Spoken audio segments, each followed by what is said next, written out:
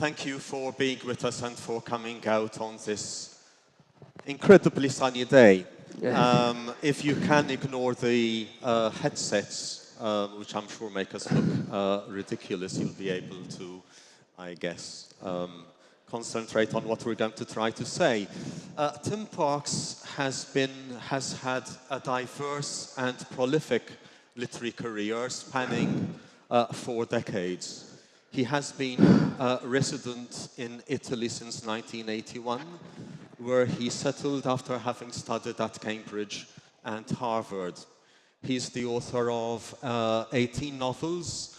He's also a literary critic. His books include Translating Style and the novel A Survival Skill. He is the author of several collections of literary essays, most recently Life and Work, which was published with Yale University Press in 2016. He is also the author of books on Italian life, Italian culture, and Italian manners. These books include, among others, Italian Neighbors, Medici Money, Italian Ways, and an Italian Education. He is the translator of, among others, Leopardi, Moravia, Calvino, Calasso, Tabucchi, and he has also written short stories collected in an anthology called Talking About It. Talking About It.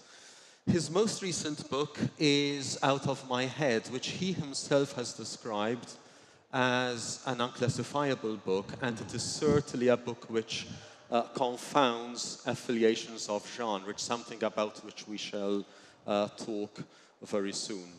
He's also the author of memoir with a book called Teach Us to Sit Still, and he has written for the London Review of Books, the New York Review of Books, and the New Yorker. So as you can see, it's an extraordinary life in letters, Tim, as complete a life in 21st century letters as anyone might come across. Now, one of the things you have written about in Life and Work is that when writing for the New York Review of Books, for instance, the New York Review of Books has this tendency to demand of its reviewers a comment not so much on the book being reviewed as on an entire oeuvre, on patterns across a writer's work. And it seems to be very much in line with the way your criticism works and your commentaries work. Would you like to comment on that? Okay. Hello, everybody. I'm a bit anxious because it's as if my breathing could be heard everywhere, you know? It can, yeah. Maybe I should move this a bit further away. I don't want you to think that...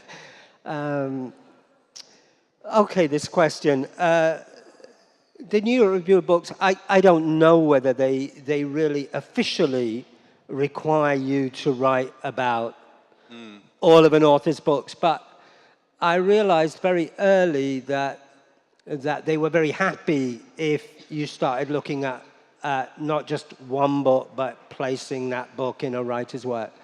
So, yeah, this did begin to have an effect on the way I thought about authors and writing, in the sense that from quite early on, from when I was about 35, I would suddenly find myself reading 5 or 6 books by the same author, plus a biography, plus, and then trying to condense that, and then very quickly seeing that there are patterns of behavior and in the guy's life that are not just reflected in patterns of behavior in the characters, but maybe even in the way the whole book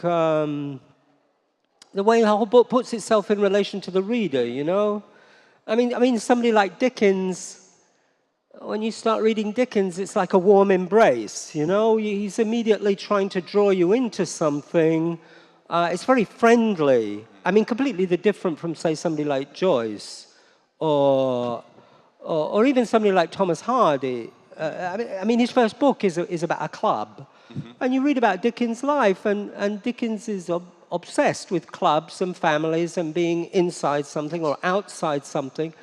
And even his decisions, say, to bring in all the dialects of England and all the different ways people of different classes speak, and to bring, you begin to see that there's a kind of semantic, a kind of way of thinking that always has to do with groups and belonging and so on.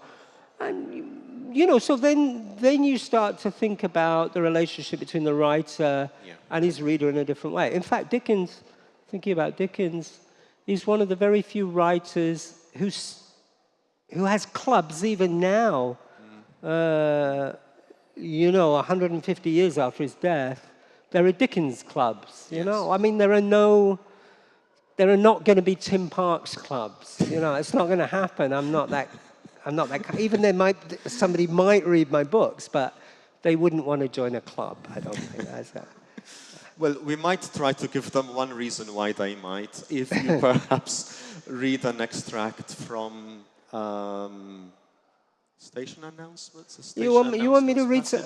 Yeah. Okay, I've been asked to read a couple of things. Like you heard this kind of tombstone that was pronounced over my work at the beginning, this long list of, you know, I can see my obituary in that list.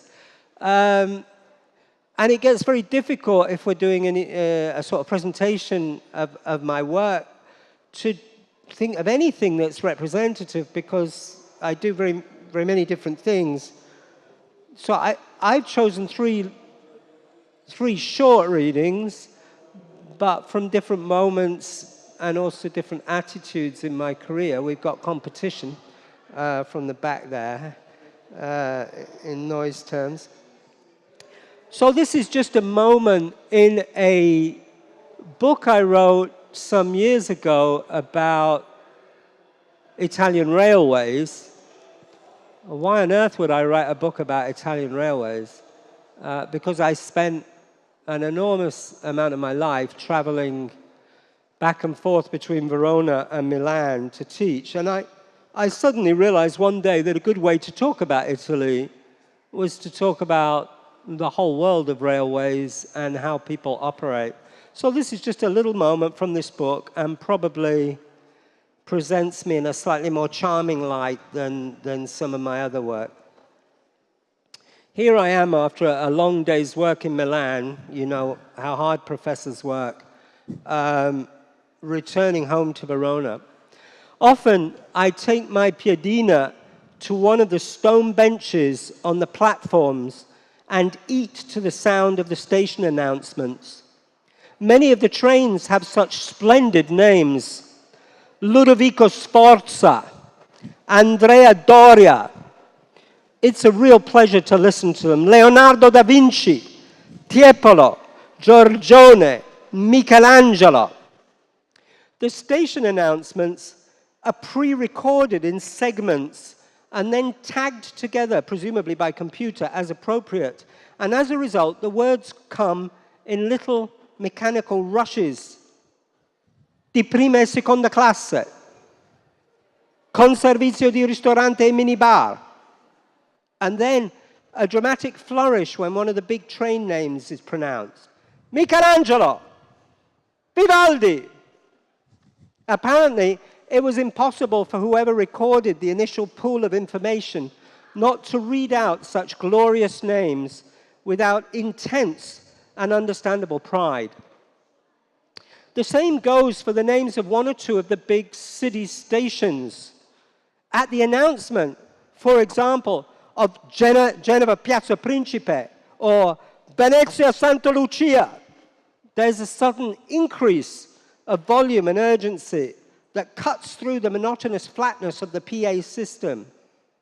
So a typical afternoon at Milano Centrale, listing the train number, the name, and details of its time and platform of departure and destinations, echoes around the huge old building thus: Intercity 608, Ugo Foscolo, di prima e seconda classe delle ore 16:05 con servizio di ristorante e minibar per Venezia e Santa Lucia e in partenza da binario 14 si ferma a Brescia, Desenzano, Peschiera del Garda, Verona Portanuova, San Bonifacio, Vicenza, Padova e Mestre. Carrozze di prima classe in settori B e C, and so on. Yeah. It's curious in these announcements how one has to listen to all kinds of information that is absolutely standard for all intercities, first and second class, buffet, minibar, etc., before they tell you where the thing is actually going. And people stand on the platforms in rapt attention, waiting patiently for the only two pieces of information that matter, the destination and the platform. For who has any notion of the code numbers of the trains, or even their names? And since no one pays any attention to this information, but again, no one complains about having to listen to it, you can only assume that these formulas have taken on a sort of liturgical function, not unlike the repetition of the names Hang Seng and Dow Jones in more or less every news bulletin, as if any of us cared what the Hang Seng had done this morning or might do tomorrow. And this constant, this reliable, this decorous repetition perhaps transmits to the harassed passenger the sensation that rather than simply heading home, a little the worse for wear and tear after another dull day at the workplace, he is in fact part of some grandiose, never-ending ceremony. And this is not such a crazy idea in the lofty temple that is Milano Centrale. I think I'll leave it at that, yeah. Thanks.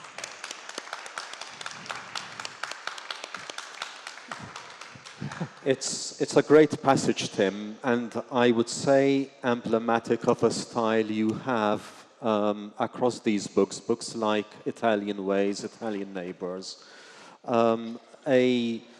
an ability to observe Italy with affection, with indulgence, with an eye that's of course observant, able to go beneath the undercurrents of Italian life. It could almost be called novelistic anthropology. And I'm using the word novelistic because there's something in these books that comes through. And I'll just mention a small example that comes through from Italian Neighbors, where you observe that many Italian people would have what might be thought of as their, for example, electrician, the fiducia, their butcher, the fiducia. And this thing keeps recurring across the book. And refrain effects are constitute a technique that's something you work with also in your fiction. These books, which are so wonderfully observed, they are themselves hard to classify, aren't they? They're what, sorry? They are themselves hard to classify. How would you think of them? Well, let's say that classification is not a strong point for me, so I'm not really interested in classifying them. I mean, basically what happened with the Italian books was that I had gone to live in Italy by accident, as all the most interesting things happen by accident. I had studied at Cambridge and then been invited to go to study at Harvard. I didn't really want to go, but I wanted to go to America. So I was there for a year or so, and I met an Italian woman there, and we got married, and then we came to Italy.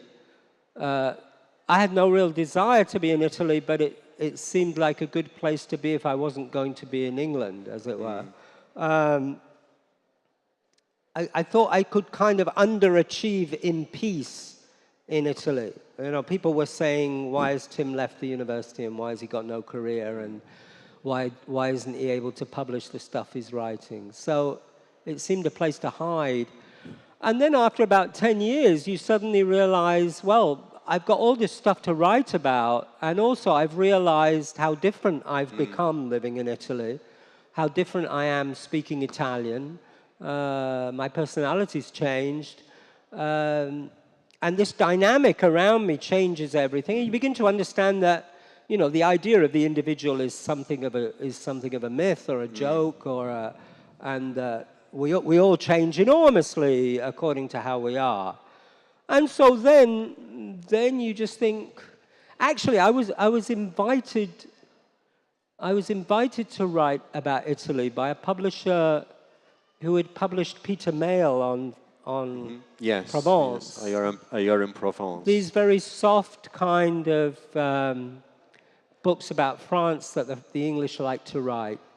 And they said, can you do this? I said, no, you know, because I know Italy too well now to write this kind of thing. And they said, do it anyway, because we'll pay you more money than we could ever pay you for your novels, you know, your serious novels.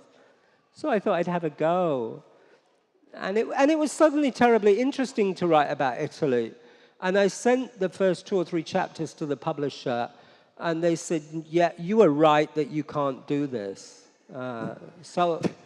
So you know, it was a bit depressing. I mean, I actually still have the letter. It said, this is not the kind of book that would encourage the English middle classes thinking of buying a second house in Italy. Which was obviously not exactly what my project had been, but anyway, I then did get the book published, and there was a certain success. But yeah, the idea was to see how the same pattern of behavior starts to emerge in everything. In fact, I'm going to do something. I kind of wimped out of that reading because I suddenly get this feeling when I'm reading that it's gone on too long. But I want to read just a couple of paragraphs to you, which I think this is. There are certain words that I've always associated with the railways because I didn't speak Italian until I went to Italy.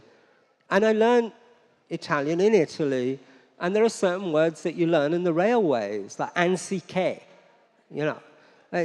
Il treno parte da binario 4 anziché binario 6, which is usually it's usually, oh my God, we've got to change platform, or coincidenza, which is even worse, you know. I won't go into that. But one of the words I learned at the railways, on the railways, is the word soppresso. Soppresso, I don't know. I'm just going to read you a paragraph or two about soppresso. Even more ominous than anziché and coincidenza is the dreaded word soppresso. On strike days, despite the fact that maybe 80% of the trains are not running, they nevertheless broadcast all the mechanical announcements absolutely as usual. The whole daily timetable is sung out as on any other day, with the only difference that at the end of each train description, the simple word soppresso is tagged on in a rather louder voice than the rest. So you might hear Interregionale 492 di prima e seconda classe delle ore 8:55 per Milano Centrale e soppresso, cancelled. And sometimes 5 or 6 trains will be conjured into existence one after another by the famous mechanical voice, only to be brutally dismissed, soppresso. And it's amusing watching the uninitiated tourist trying to get to grips with this. They hear their train announced, Treno Intercity 813 Gabriele D'Annunzio. They begin to congratulate themselves, di prima e seconda classe. Surely no one would announce the train so confidently if it wasn't running. Delle ore 17:05, they check their watches, it's on time. Per Bari Centrale, this is it, children, we're headed south. E soppresso. And once I saw a Japanese girl checking the word in a pocket dictionary, and I could see her lips mouthing the S and the P. I could see her consternation. My dictionary gives sopprimere, put down, repress, suppress, abolish, liquidate, eliminate. there is no doubt in my mind that whoever recorded the word did so with a certain vindictive pleasure. But, you know, it is an extraordinary thing living in Italy, how they don't seem to see any kind of curiosity about this at all, you know. All kinds of bureaucratic stuff will occur, and then there'll just be a little thing at the end saying, this has been post-dated 6 months or something like that, you know. So it is part of the mindset. You can have a lot of fun with it on paper and a lot less in reality. Yeah. So We'll come to your other novels soon, but I'd just like us to speak briefly about what have been referred to as your comic thrillers. And if I might give the audience a sense of these are books called, it's a trilogy that Tim Parks has written. The first book in the trilogy is called Karamisimina. Then there is Mimi's Ghost, and then there's Painting Death. And it's almost as if Tim Parks has taken the Ripleyad, which is the 5-novel sequence associated with Patricia Highsmith's Ripley books, in which there is a serial killer who just keeps getting away with it. And Maurice Duckworth, who's the protagonist of these 3 novels, starts off being a teacher, a language teacher in Italy. And in the first 2 pages, we see him intoning to himself the word drudge and boring. And he clearly is living a life that he would like to move away from.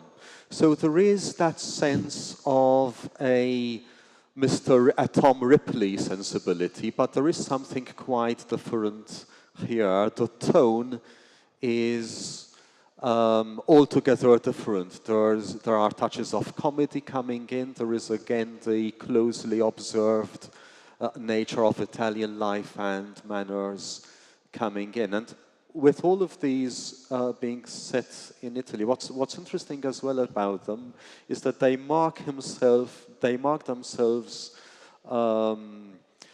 well, quite distinctively from a lot of his other work, which we'll also characterize very soon. But could you tell us a little bit about the comic thrillers? And again, we don't want to classify. It's a strange label, isn't it? yeah, Morris. I wrote this book. I should say that I wrote 7 books before I was published. I was living in Italy teaching, teaching privately in little language schools and to private students. It was often quite difficult to get paid. It's interesting how people have to be reminded that you have a kind of financial relationship with them. You know, they would enjoy the lessons and then forget the paying part. So, you know, I was getting nowhere as a writer, and I just thought it would be fun to imagine a certain situation where a character in my position begins to let himself go a bit, you know. So obviously you can see that there's clearly a desire for transgressive behavior on my part that I put into the book rather than getting the knife out, you know, or the paperweight or whatever it might be. And that, you know, there are obvious connections with Ripley, but the difference is that Ripley is a macabre and gloomy fellow. Morris is actually quite a charming guy, and also is always convinced that he's quite right when he does kill somebody, that they actually deserved it. But anyway, what really started that was I just had the very simple idea. Kidnaps were very common in Italy. When I went to Italy in the early 1980s, people were endlessly being kidnapped. particularly in Sardinia, obviously. I don't know why, but that happens. And because Italy is obviously a country where what most matters is family and belonging, then if somebody is kidnapped from your family, you have to get them back. Okay. And it occurred to me watching a relationship of a friend of mine. This guy had, there was a young student at his private school who was very much in love with him. And he kind of wasn't particularly interested, but started going out with her. And I think he just wanted to move into the rich family that she was from. And they very quickly understood that and got rid of him. Okay, they just said no. Pulled the girl out of class and got rid of him. And I just imagined a situation where she comes to his house and says, I've run away from home. And they set off together to the beach in Rimini. And he starts writing letters to the family as if she's been kidnapped. Because in those times, there were no mobile phones, there were no easy ways of being in touch. So there they are in the beach in Rimini, and she doesn't know that she's been kidnapped, and so on. So it was a fun book. More chilling than the silence of the lambs, said the Los Angeles Times. The Los Angeles Times, and they should know something about that kind of thing. So there you go. Well, there are very different novels to narratives like Destiny, Cleaver, and Extremis, which is your most recent novel, where the scenario is entirely different. These are novels dominated by a character who is undergoing, quote, a state of maximum psychological precariousness. And the main character in these novels, who is typically male, middle-aged, experiencing a crisis, is sometimes not able to unlock himself away from a certain mode of thinking. There's the discovery they make that their mind will just keep moving towards thoughts that appear to be inappropriate to the situation they're facing. And there are novels that doesn't sound very attractive, all this. No, but perhaps if we could read an extract from let me say, Destiny. Okay, let me say that, so far we've talked a little bit about these. In fact, I'm in my 60s now, so I've written 4 books about Italy over a period of 25 years, something like that.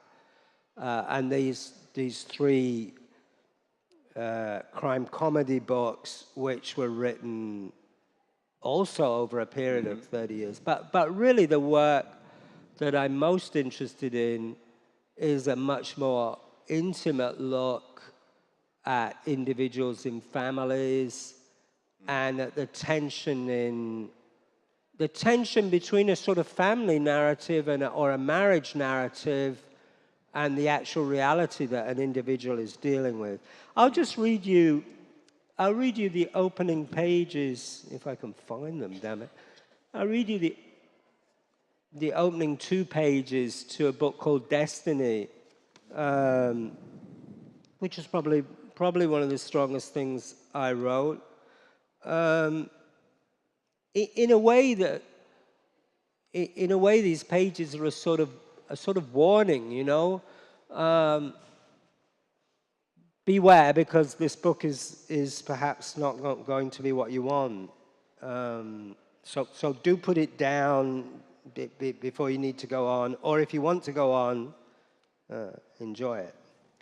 Some 3 months after returning to England and having at last completed, with the galling exception of the Andreotti interview, that collection of material that once assembled in a book must serve to transform a respectable career into a monument, something so comprehensive and final, this was my plan, as to be utterly irrefutable, I received, while standing as chance would have it at the reception desk of the Rembrandt Hotel Knightsbridge, a place emblematic, if you will, both of my success in one field and my failure in another, I received a phone call that informed me of my son's suicide. "I am sorry," the Italian voice said. "I'm very sorry." Then replacing the receiver, and before anything like grief or remorse could cloud the rapid working of my mind, I realized with the most disturbing clarity that this was the end for my wife and myself. The end of our life together, I mean. There is no reason, I told myself, shocked by the clarity, the rapidity with which I'd arrived at this realization, entirely bypassing those emotions one might expect on first impact with bereavement. There is no reason at all for you and your wife to go on living together now that your son is dead. And particularly, not now that your son has committed suicide. So that gazing blankly across the deep carpet and polished wood of that unnecessarily sumptuous lobby, as again now, tickets in hand, I am blankly gazing across a strike-bound Heathrow Departures Lounge. It is as if this were the only real news that phone call had brought me. Not my son's death at all, for my son died long ago, but the peremptory announcement of my imminent separation from my wife. Suddenly I could think of nothing else. Okay, I'll leave it at that. It's bad enough, I think. Yeah. Okay. It's a powerful passage, of course, and one that sets the key for the rest of the narrative, because Christopher Burton keeps seeking to return to the memory of his son, but he also keeps thinking about the Andreotti interview, this interview which was so important before this episode happened. And this shuttling of thoughts between the relationship as it will develop now with his wife, the memories of his son dealing with the death, this interview and his reflections, they are all interplayed in a wonderfully executed, wonderfully structured prose. With various threads that keep coming together and keep being repeated. It appears to be a technique that we can see in Cleaver, certainly, and over there's an interview as well, because Harold Cleaver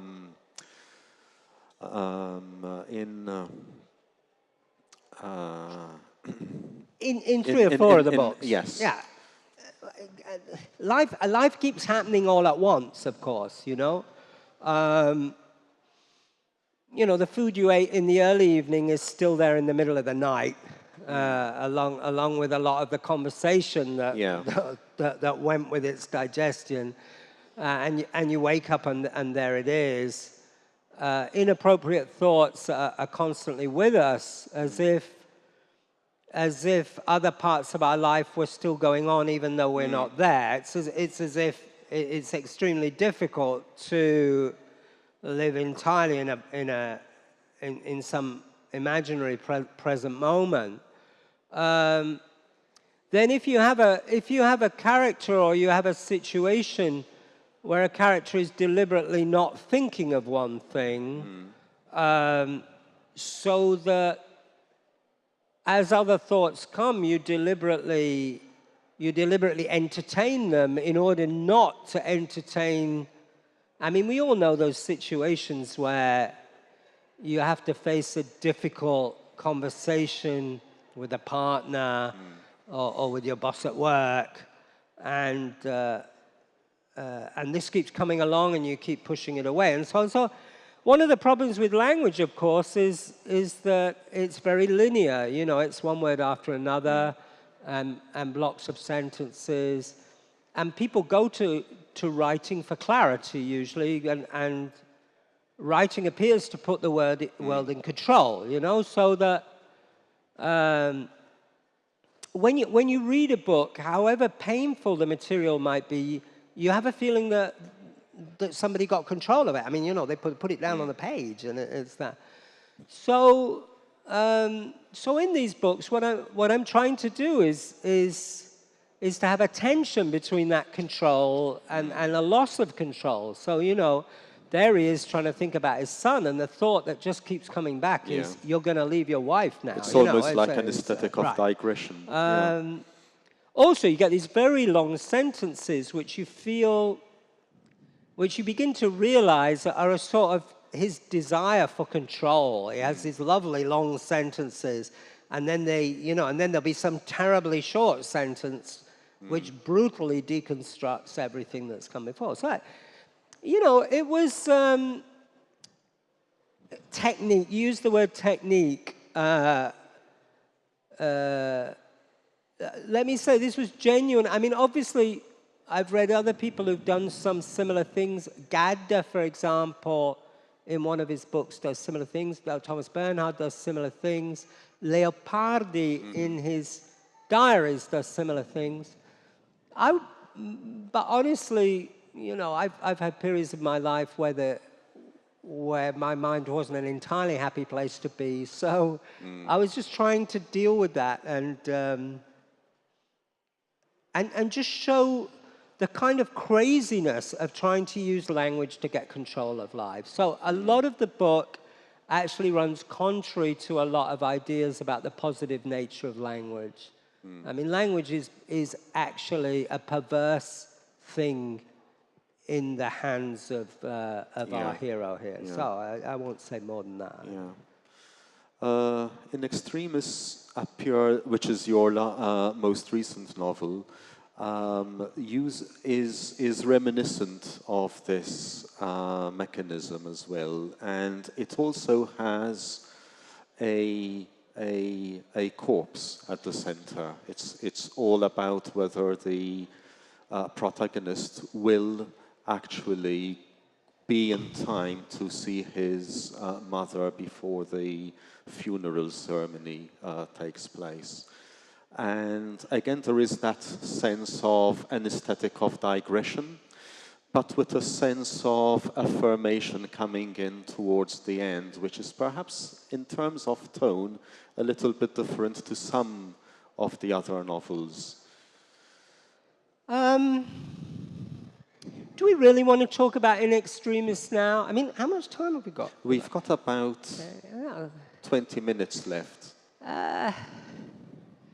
You know, one of the problems with my books is I'll get into writing. I'll get into something very intensely, like you can hear the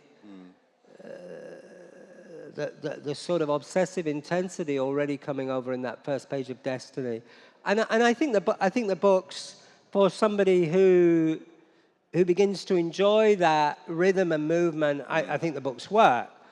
But when we start talking about them in public, they begin to seem incredibly gloomy to me. Like, you know, maybe other people are not thinking that, but I'm thinking, oh my God, did I really write this stuff that seems so gloomy? You know, we got a whole book here where a guy is obsessing about whether he's going to see his mother's corpse or not, you know, because it's and it does sound like a bit over the top.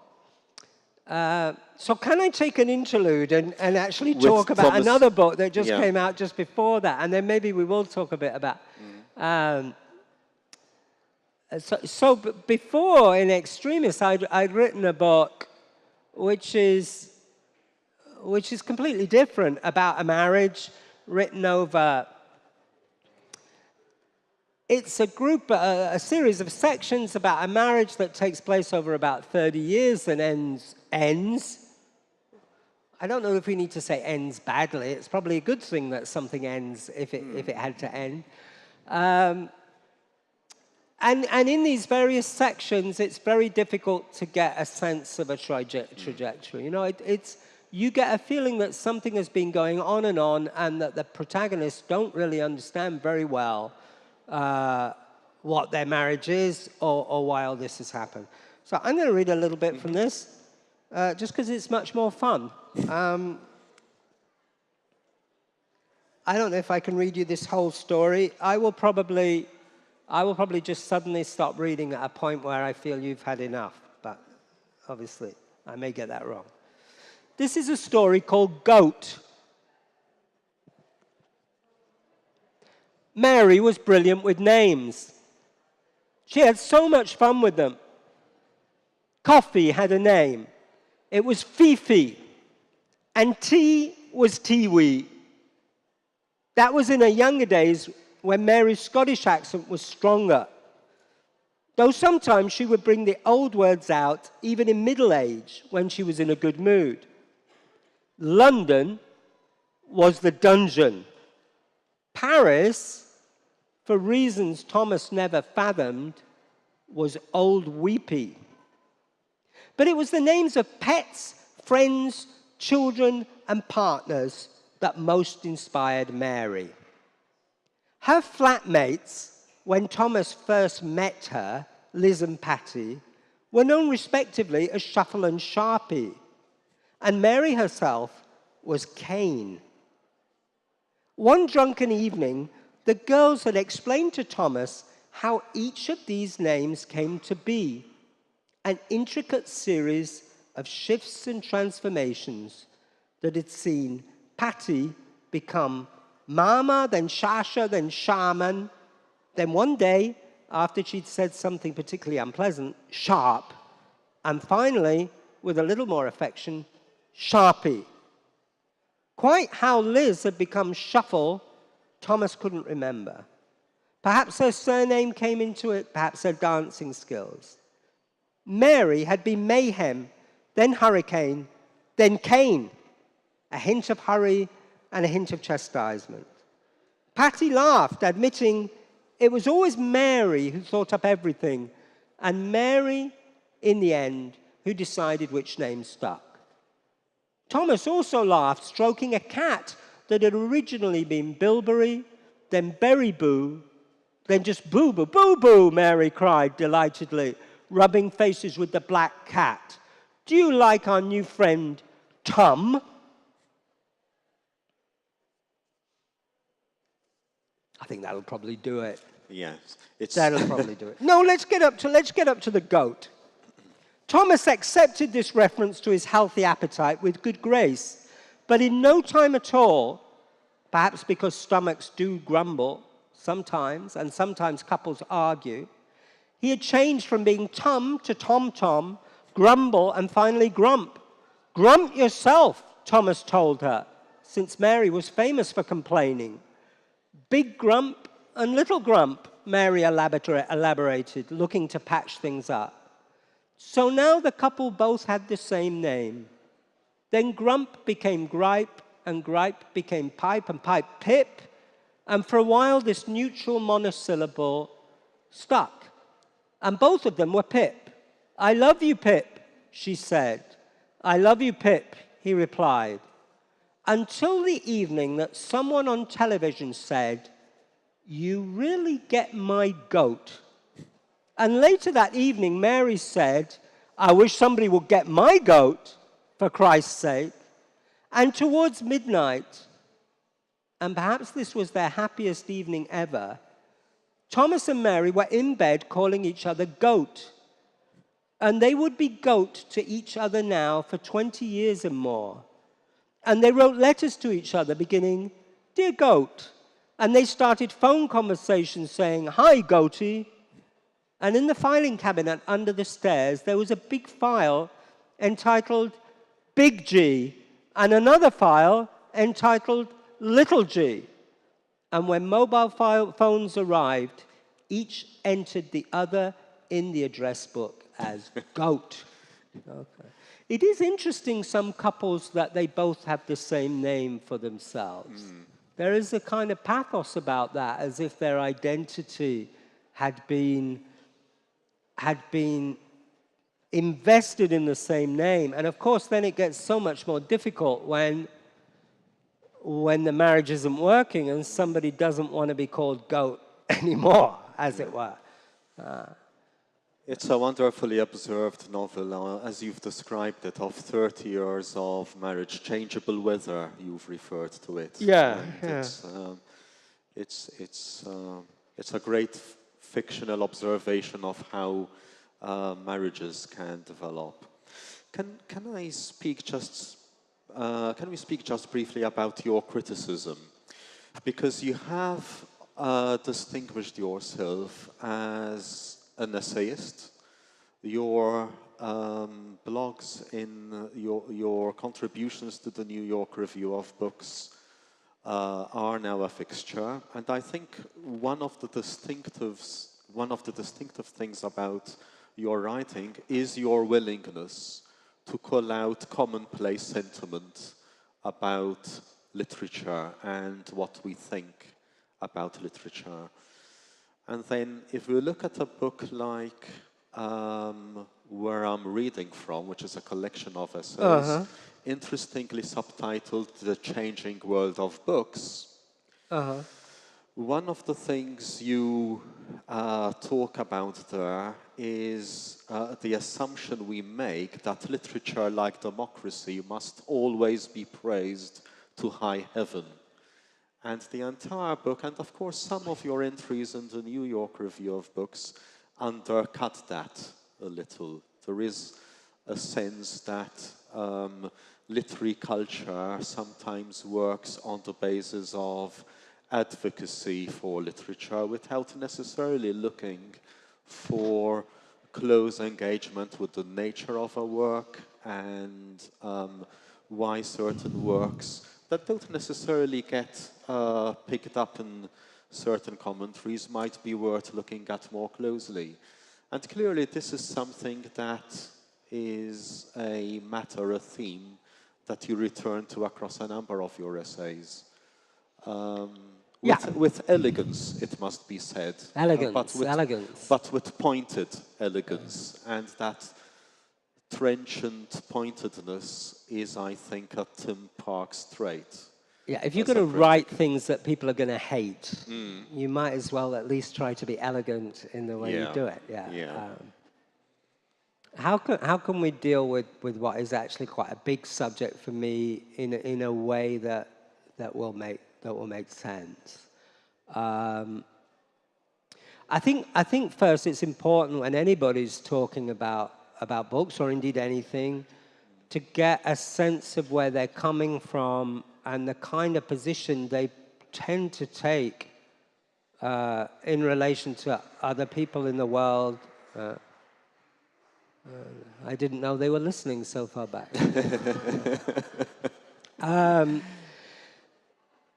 So I'm going to take this moment to introduce this to say I'm clearly a spoiled sport. I was brought up in an extremely religious family. My father a clergyman, an evangelical clergyman. My mother very much part of the project. I mean, they had intended to be missionaries. So I grew up going to church all the time and prayer meetings all the time. So there was always close reading, Bible readings every evening before going to bed, etc., etc. And inside this world, there was a constant rhetoric of goodness,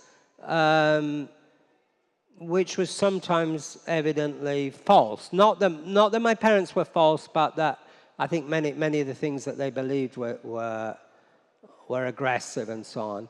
My brother was the rebel. There was a very violent conflict between my parents and my brother. I was very much in trying to hide in the middle of it, and there was a lot of rhetoric on both sides. But basically, as a result of that, a number of things happened. One of the things was that I discovered that my parents thought that literature was on the good side of the world, okay, because they just wanted you to be super Christian. But if you were reading Tolstoy, or if you were reading Dostoevsky, or if you were reading Dickens, they couldn't really complain. Whereas, you know, if you were listening to rock music, Black Sabbath, for example, which my brother was always listening to, there would be problems. There was actually a period of exorcisms, prophecies, and general madness in my house, which made it interesting. So one of the things was that literature was always transgressive for me. It wasn't on the good side. It was on the transgressive side. And I went to literature for the opposite of goodness, really.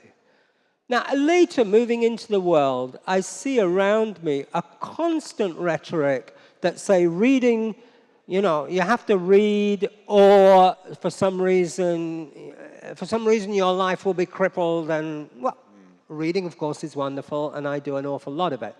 But, for many, many centuries, 99% of the human race never read a book. And, I don't think that we have to regret the kind of lives they led.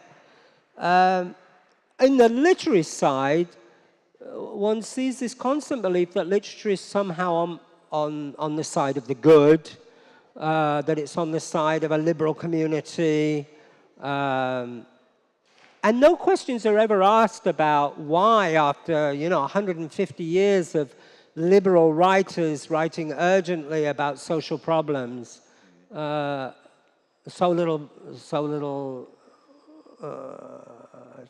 we still have the wars, we still have the poverty, we still have, and so on and so forth. There are also key moments that you begin to identify, like the publication, for example, of the Misérables. The Misérables was published, we remember Hugo were around 1840. Correct me if I'm wrong, because my memory is not that good now in this regard. Perhaps a little earlier. And Hugo gets the biggest literary advance that has ever been paid for any novel, even today.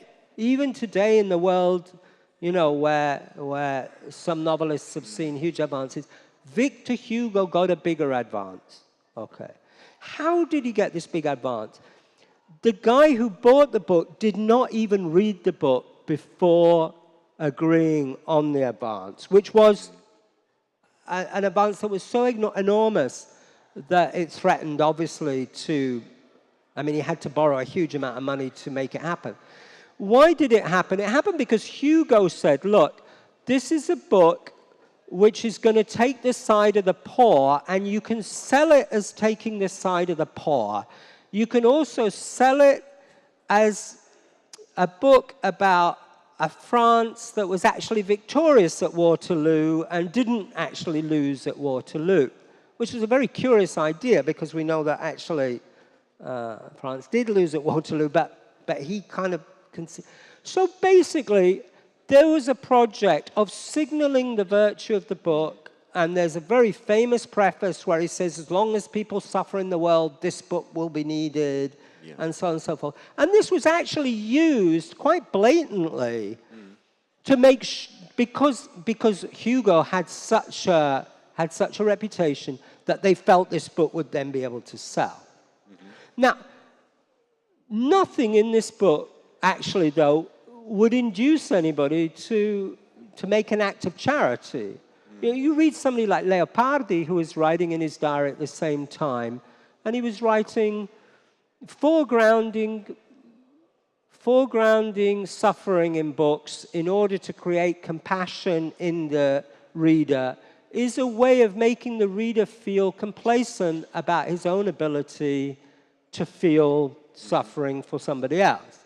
Okay, so you can go and watch Les Misérables, the musical, in London, and you come out of the theatre and there are guys asking for money all over the place, and there's no particular sign that, So I was just interested in the idea that perhaps literature, rather than genuinely being against the status quo, is actually a way of allowing us to feel good about ourselves in our being against the status quo, and creating a kind of space for us where we move feeling virtuous, but actually the bottom line is that, I remember in particular when Saramago gave a famous Nobel Prize speech And all the bankers were in the front row, you know, and they're all clapping, you know. And you know that nothing will change at all. So actually, I think there are a lot of aspects of literature which actually reinforce the status quo, and especially when they pretend to be against it. We might come back to this, but I'd like to make sure that we have enough time to speak about your most recent book, which is Out of My Head, On the Trail of Consciousness. And consciousness has always been a huge thing for novelists, at least as far back as Lawrence Stern earlier, of course. But then it becomes an important concern, a foremost concern within modernist aesthetics. David Lodge picks up on it also in his fiction and also in a book on consciousness. And now you've written this really rather marvelous book, which is an account of your attempt to look at what science is doing within consciousness, but you also introduce this wonderful figure, Riccardo Manzotti, to a broader audience. And perhaps, you know, we should also mention here that your ability over the years to introduce aspects of Italian thought to a broader audience, even with Valeria Ugazio, that should be remarked, I think. But you did 15 dialogues with Riccardo Manzotti in the New York Review of Books on the question of consciousness, and then this book comes about, and perhaps it might be a good idea to introduce the book by looking at the beginning of the volume. Do you think so? Yeah. You know, yeah, I do too much, you can understand that. Or simply I've been doing a lot for a long time. And let's try and connect this to what we were saying before, though. One of the things that astonishes me is how many of our ordinary beliefs about the world and so on, or for example, our beliefs about literature,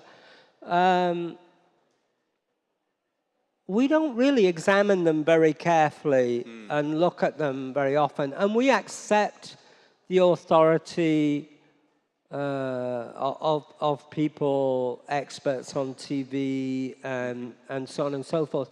It is extraordinary that we listen to experts when they get it wrong so often.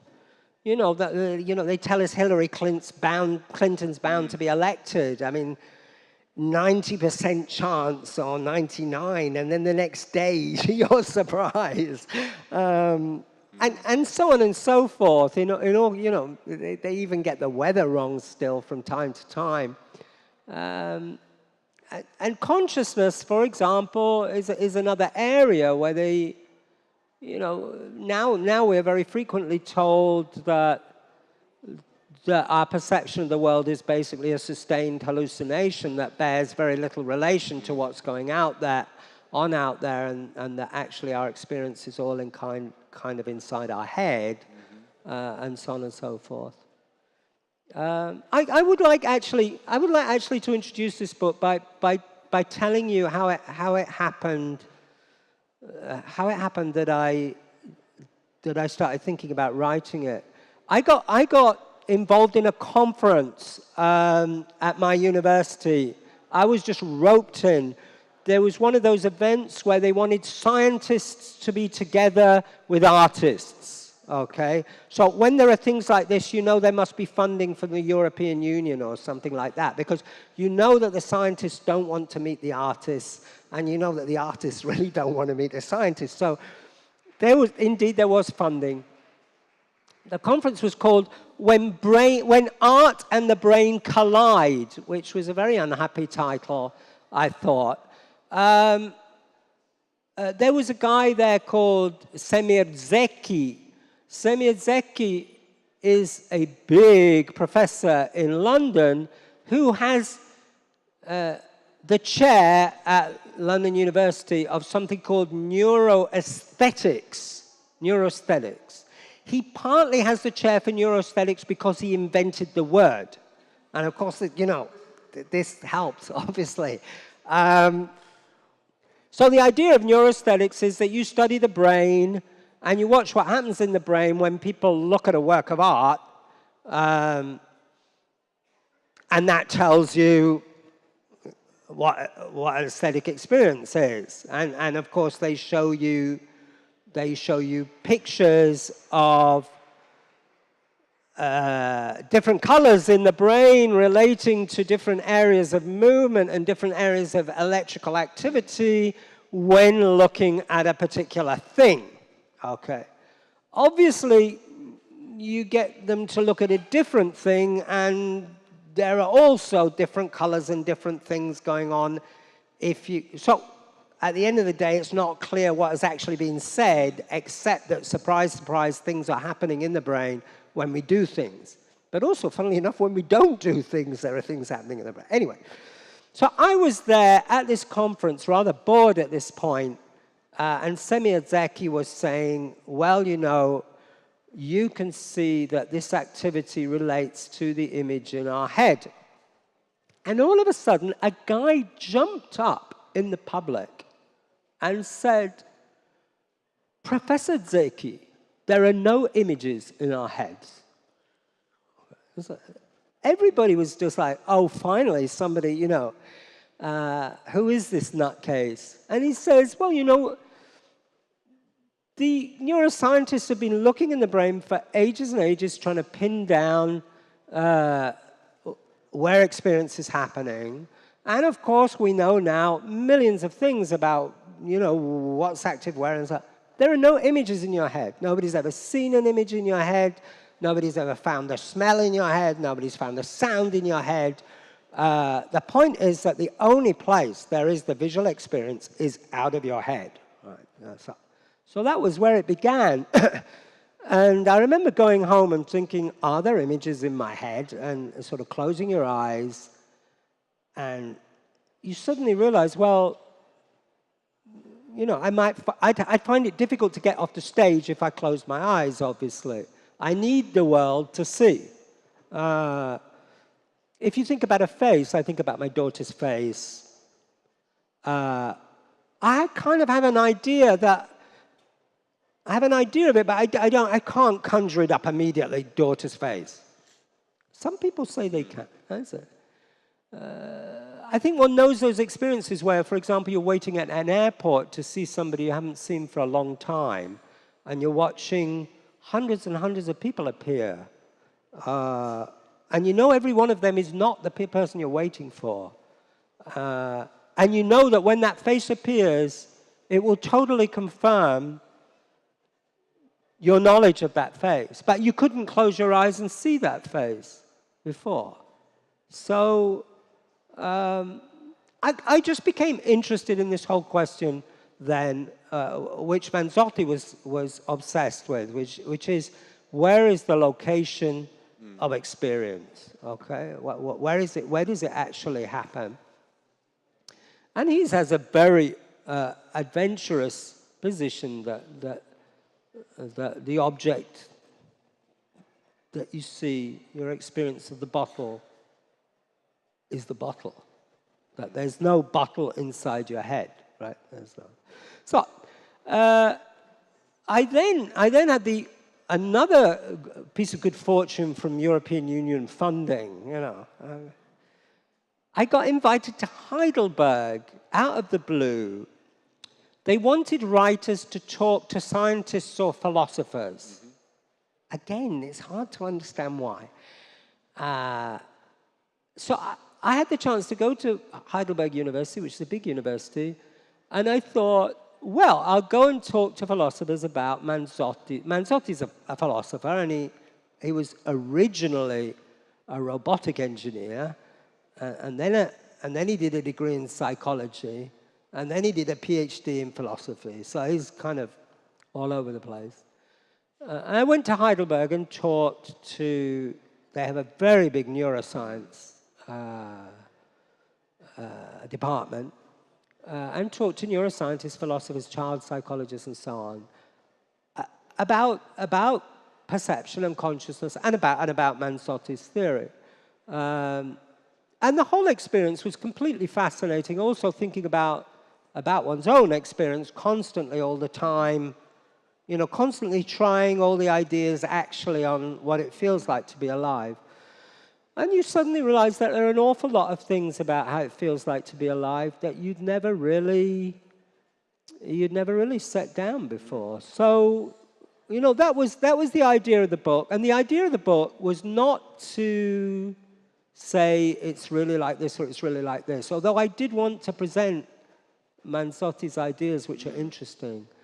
I just wanted people to really get interested in, for example, the business of waking up or, any part of the day, as it were.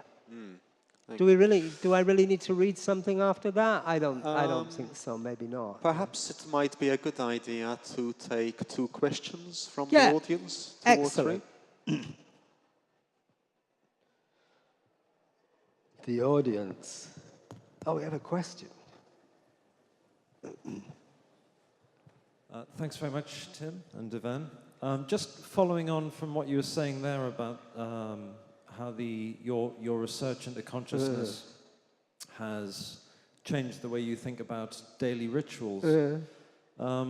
Has it made you see the writing process differently? Your own writing process?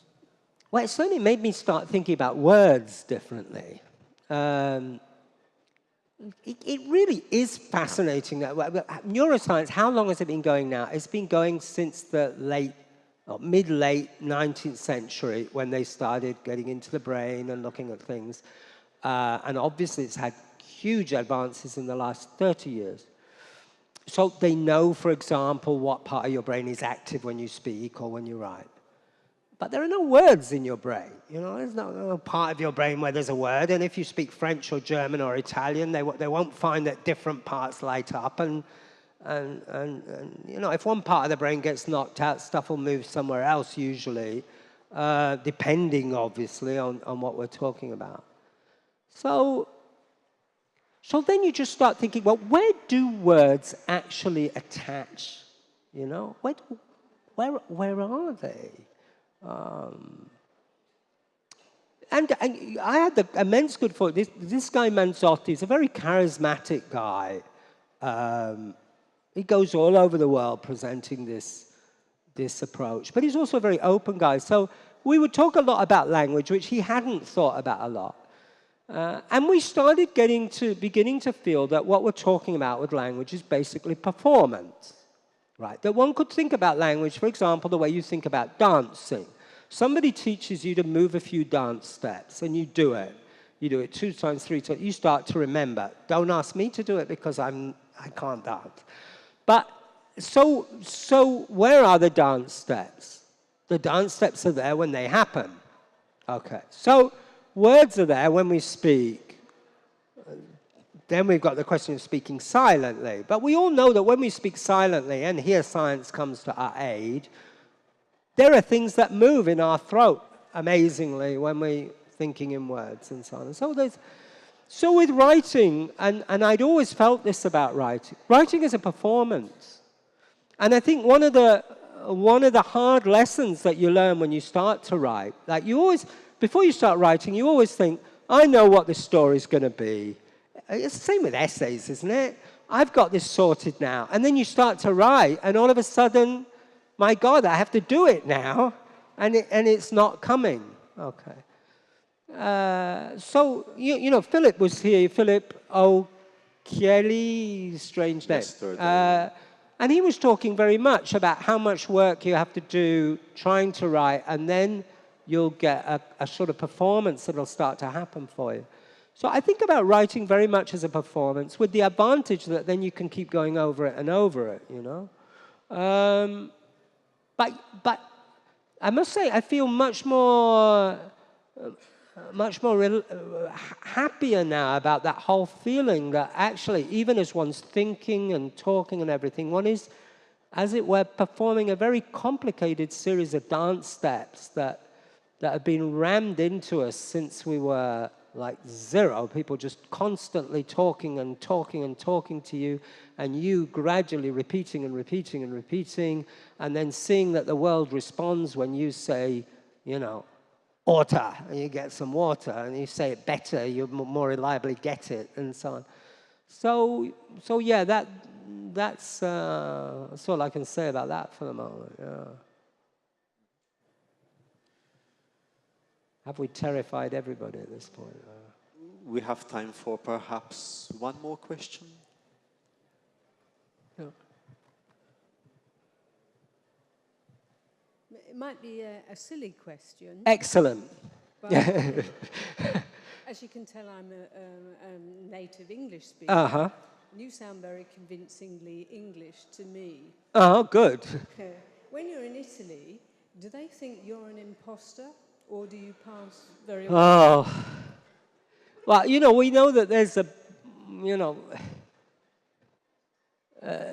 very, very occasionally, somebody who's probably had a couple of drinks will not notice my English accent, you know. Actually, it did happen recently that I interpreted actually a meditation retreat for 10 days, interpreting every day from English into Italian. And at the end of it, one of the Italian guys there actually amazingly thought I was Italian. I think he probably has problems with his ears, because I have quite a distinct accent, alas, I would.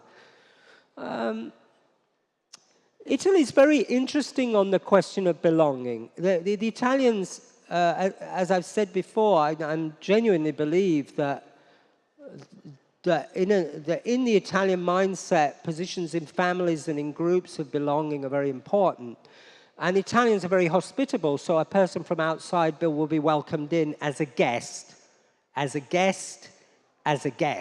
but not as a member of the family. I mean, famously, I remember the mayor of Verona, a lady whose name I've forgotten now, probably on purpose. After I'd been in Italy about 20 years, I had criticized in the newspapers something about something. And she said, Signor Parks would do well to remember that he is a guest in our town. 20 years of taxes, you know. Now it's 37 years.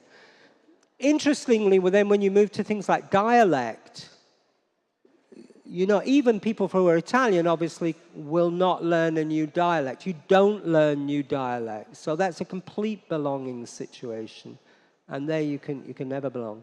So for example, I had been a season ticket holder at the football stadium in Verona for about 10 years. And I decided one year to go to all the football games, home and away, with the craziest supporters, and just write about Italy through this experience. And they all spoke dialect, only dialect, because it was an indication of belonging, you know. And they blasphemed all the time, you know. Okay, so it was all... and it was funny that I was very quickly accepted into the group, but as somebody separate. And very funnily, they invented, without knowing about my background, you have to have a nickname, and the nickname they invented was Il Parroco, the priest, which my father was. So, you know. There you are. Thank you. Tim Parks, there are some books by Tim Parks over at the far end, and there's an opportunity for a book signing, but please join me in thanking Tim Parks for his words today. Thank you. Thank you, everybody. Thanks for coming.